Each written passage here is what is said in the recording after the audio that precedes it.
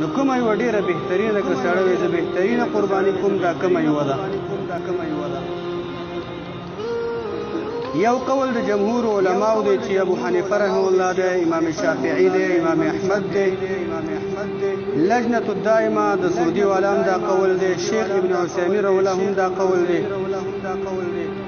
هغه وایي چې بهترینه قرباني دا اوښ دی اول، دویم پسې غوین مال دی په هغې کې قرباني کول ځان له، او بیا پسې ګډ دی، بیا پسې چیلی ده، او بیا د هغې نه بعد په حصو کې شرکت دی. نو اووه حصې لکه هغه ډېره کمزوري،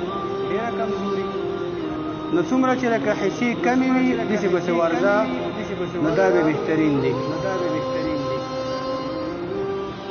دوی دلیل نیسي په دې خبره باندې چې نبي صلی الله علیه وسلم فرمایي د جمعې د ورځې متعلق من راح فی الساعة الاولى فکأنما قرب بدنا، څوک چې د جمعې په ورځ په اول ساعت کې راغی جومات ته، په اول وخت کې راغی جومات ته، اول کس راغی، نو الله تعالی به هغې له دومره اجر ورکوي لکه دی چې د الله په لاره کې یو اوښ صدقه کړی دی، یو داسې پسې ورځه.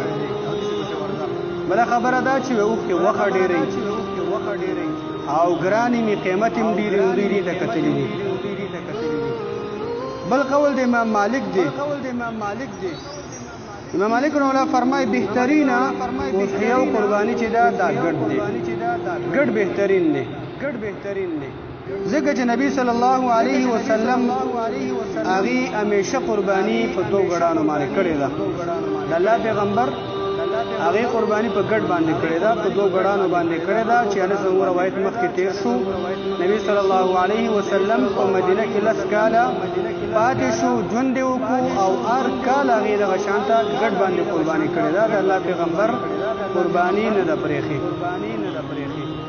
نو د الله پیغمبر خو هغه شخصیت دی چې هغه بهترین کار پسې ګرځي، افضل کار پسې ګرځي، کوم چې ډېر بهتر وي په هغې باندې عمل کوي. نو دا قول دا داسې راجح هم معلومېږي، دلیل هم ورسره قوي دی چې الله پیغمبر